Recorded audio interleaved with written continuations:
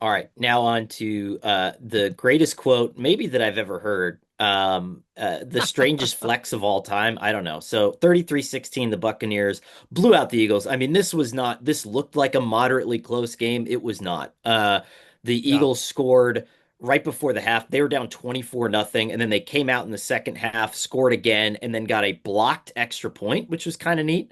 Fun blocked extra point return for a touchdown, and you get the 2 points there. Hmm. Without Saquon Barkley, this game would have been completely off the rails. And Jalen Hurts actually missed him he was wide open deep, and Hurts kind of threw it away. To his credit, Yep. he can't really see. You're missing some of your most important offensive linemen, and you're missing A.J. Brown and Devonta Smith. So you're beat up. You're down in Tampa, where the real field temperature on the field was 105, and the Eagles had been getting IVs since Saturday, which is pretty wild if when That's you think about crazy. that So whole like the thing. team, I didn't even know that. What the team hotel they had IVs Yeah, or they were getting IV solutions for like a preemptive dehydration treatment, even like, the day before. I've never even heard of that.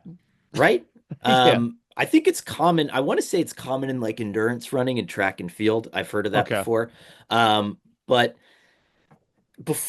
so Baker Mayfield, who now says that his comments were taken out of context, by the way, which is the ultimate, I mean, what? Get out of jail free card. Sometimes comments are taken out of context, right? Right. Well, I'd say these days it happens a lot on social media. For sure. I mean, you have kind of the aggregation, all that kind of stuff, and they take the little snippet of the comment, and there is all that stuff. Um, but okay, so Thanks, Dov.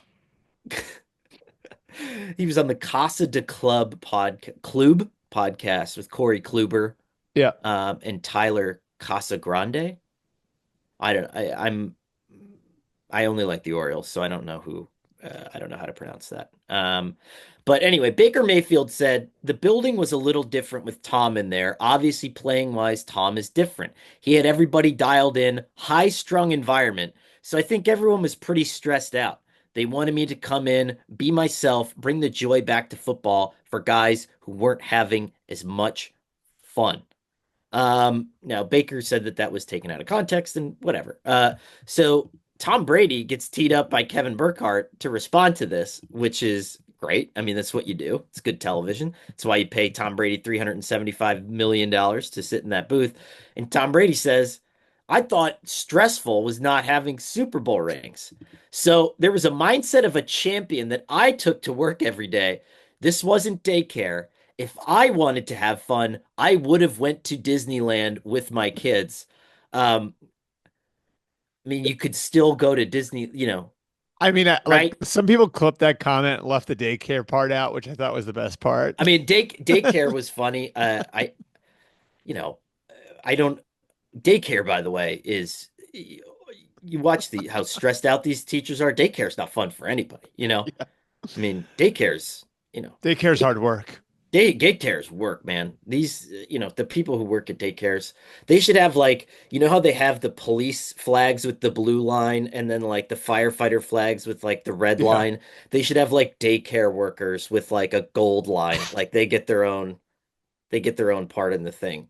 I don't know. Yeah.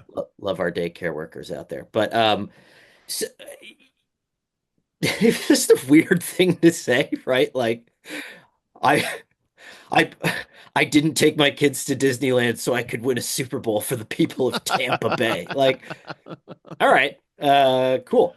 But what I wrote, Albert, on Sunday was Did you like watch the postgame interview with with Brady and Baker? no, Oh, it was so awkward.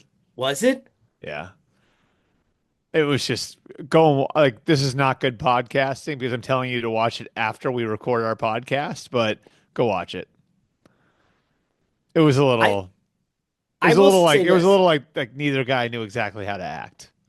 I will say this. I did notice like But it Brady would didn't come say up. But it didn't come up. Like the elephant in the room, no one poked the elephant.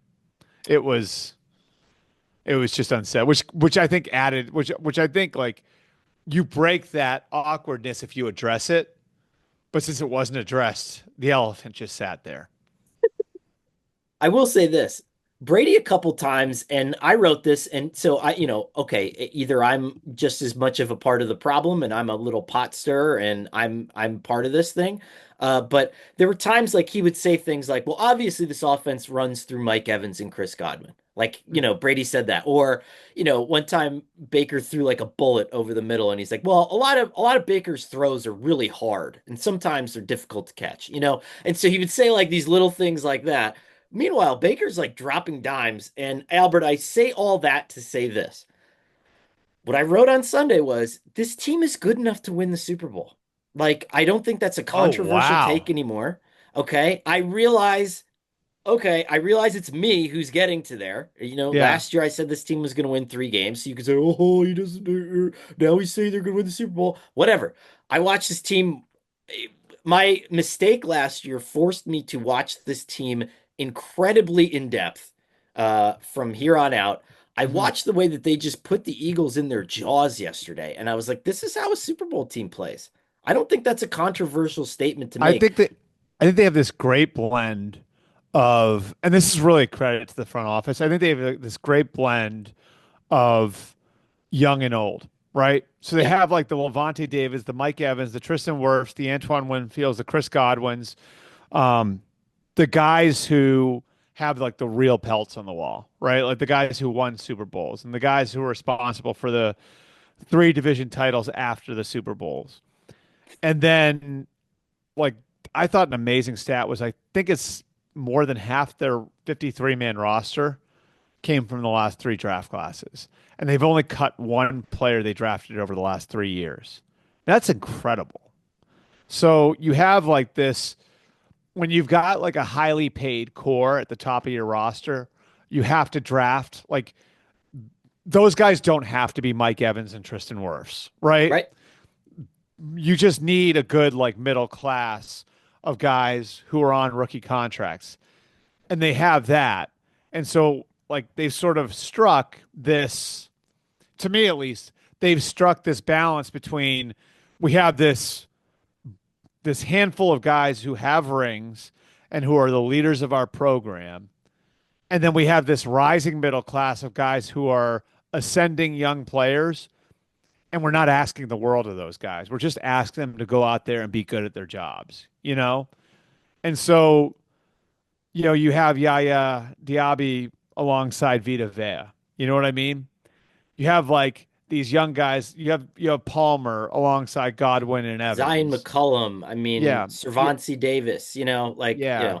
Servosi, I mean Bucky Irving, right? Who makes right? plays yesterday? Like it's just like it's a good mix of young and old, and like this is sort of the sweet spot too when you've built that way, isn't it? Where you've got like this. Here's where I can agree with you because I think that they should get better over the course of the year because we know what like the Godwins and the Evans and the Veas and the Davids, we know what those guys are. If those guys can stay healthy, then you have your core, and then the rest of the roster should keep ascending, right? I mean, like you said, nothing's on Yeah, a steady nothing's on a plane. constant like state of ascension, but like based on the age of those guys, like that they should continue to improve. I'll tell you what, Albert, what a turnaround it's been for me personally. Conor Orr, Yeah. now saying that this team is good enough to make the I Super mean, before we move on, has WIP fired Sirianni yet? So, I had a good conversation yesterday with one of my friends. I'll call him a Philadelphia super fan. Yeah. And I said every time I'm on my podcast or I'm on another podcast, you always make the WIP joke, but you struggle. I struggle with because I'm from New York and New Jersey, right? And so I know the callers from WFAN, right? Ira from Staten Island, or But you you're a know PA native. I'm a PA native, but Yeah. where we are in Philadelphia, it's not the same thing, right?